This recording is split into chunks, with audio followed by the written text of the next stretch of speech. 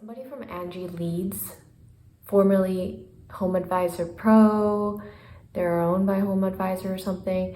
They called me, left me a voicemail, and they think that I am still in Hawaii for some reason. So they were like, oh, you know, the city in Hawaii has a bunch of leads for you where like there's a lot of demand for handymen. So if you could call me back, blah, blah, blah, I can give you like $300 worth of leads for $100 or something. And I was like, what? I have to pay for leads? That's weird. And so when I looked it up some more, I found this website called townsquareinteractive.com. And basically they have screenshots of contractors that reviewed Angi Leads or Angie's List or whatever, and just like saying how they paid for this and they didn't even get any leads, or they only got 4 when they're supposed to get one every single day for 2 months. This is the worst company you ever do business with. Ay, ay, ay. So I'm not going to follow through with that. Successful? I guess maybe not too successful. Asian market run. They mostly had Vietnamese stuff. I just got back. You know, the Asian market that I went to, they actually didn't have very many Korean or Japanese stuff. I think it was like a Vietnamese market. But I got Buna Shimeji mushrooms that I usually get at Butterfly in LA. This is $2.99. I also got macadamia nut iced coffee. I don't know what this tastes like, but hopefully it's good. It's really cute. I also got Chinese style sausage. This was $6, but I just wanted to try it. Yeah, these kind of like spicy or already super flavored sausage links or sausage pieces are pretty good, like especially with rice and stuff. Not that I have a rice cooker, but I'll figure out some way to eat it. I also got hoisin because my sister told me she likes to make fried rice with hoisin sauce, and it's always good to have hoisin in the house. I also got, and the hoisin was only $3, $3.49. This was $6. This was $2.49. Japanese style instant ramen. These are trumpet mushrooms for when I do hot pot.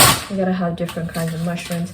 And I really wanted to find those like potato starch, like harusame, the clear noodles, clear Japanese potato starch noodles, but I couldn't find any. So I figured this would suffice. I don't know if this is like for pho or it's for pad thai, rice stick noodle. I think it's for pho, but this will be good for hot pot, I think. Some off-brand sesame oil for only $2.99. And then I also went to Trader Joe's, but I didn't really get anything that interesting because everybody has a Trader Joe's in their neighborhood. I got their pot stickers. These are good.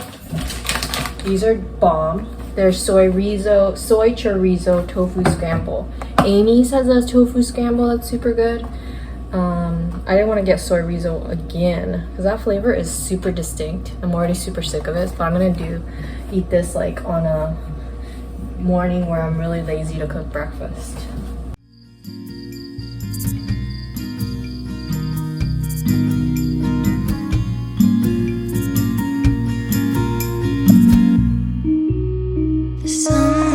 Good morning.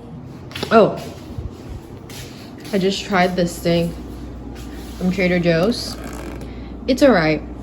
I don't know why they have these two sauces. They're so clashing. They're so flavorful. My hair's a mess. I'm doing laundry. I'm still in my pajamas.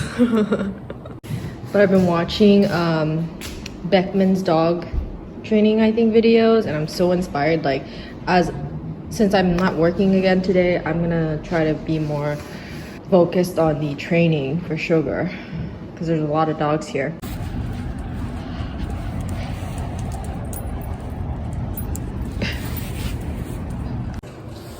We just got back from an hour-long walk. Someone's eating. It is so cold. The tips of my toes are frozen. like I have gloves on and then I put my hand in my thermal and it feels so much better. Like that alone feels so much better. I need to get like thicker socks or warmer shoes or something because my toes are still frozen. Where is it? Anyway, I gotta put my laundry away. Why are you in my laundry? Don't look at my underwear right there, but look at him. I just got back from the walk. I sat down here to put away my laundry and look where he sits down. Oh my gosh. So I just watched my fellow Tasker friend's video, Nesto's video, and oh my god.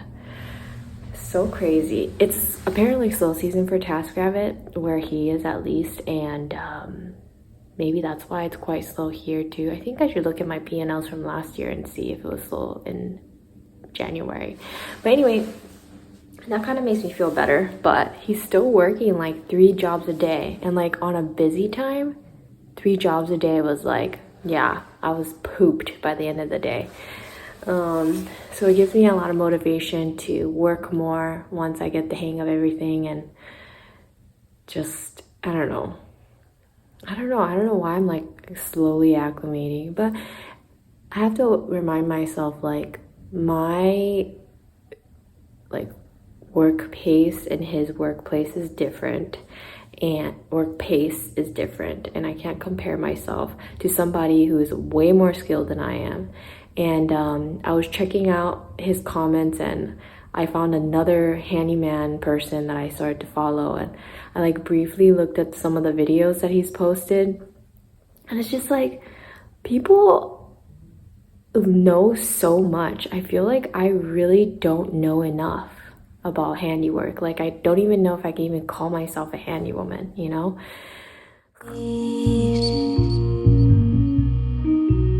Too hard to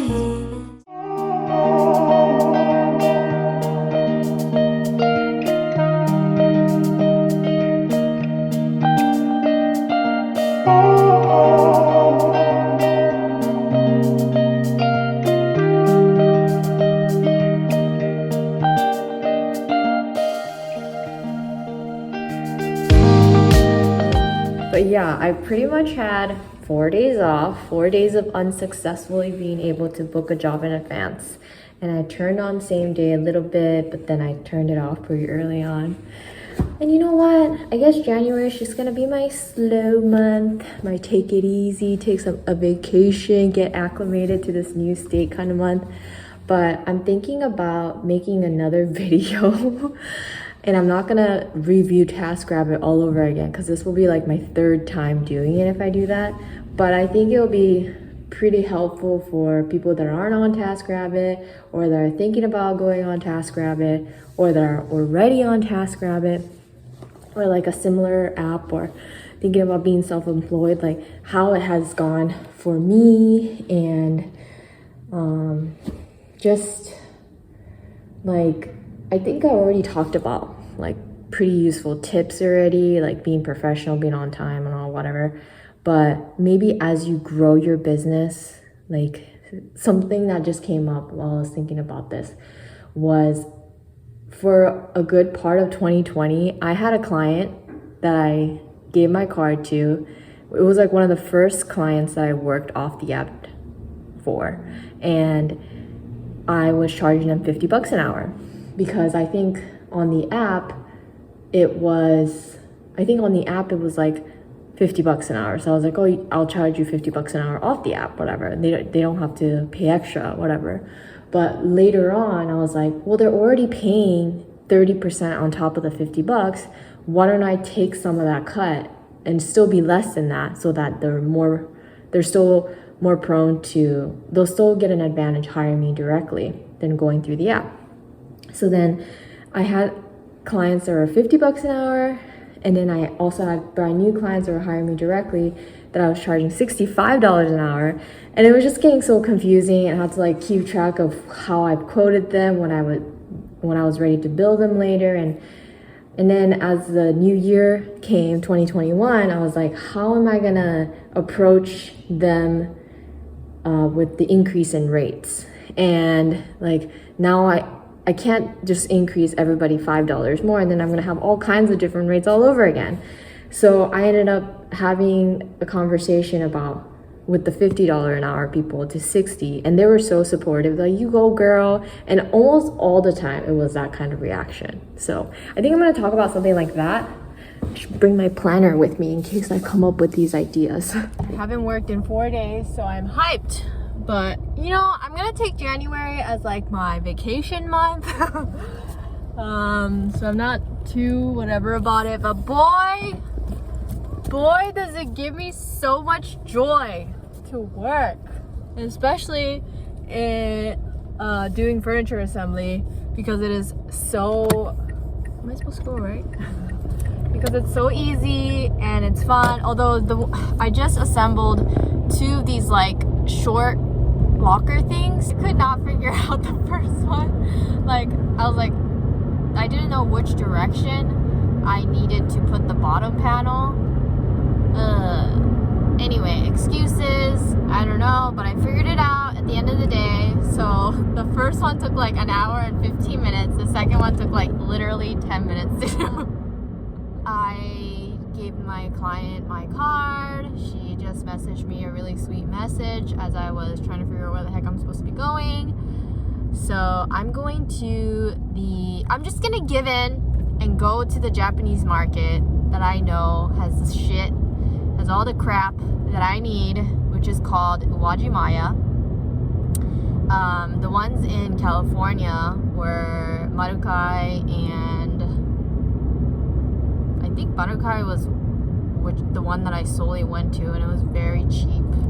I remember going to Uwajimaya like 10 years ago when I lived here, and it was just so expensive. But maybe now that I know LA prices, and now that I've seen those like Vietnamese market and the other Asian marketplaces and how expensive everything is, I won't be as shocked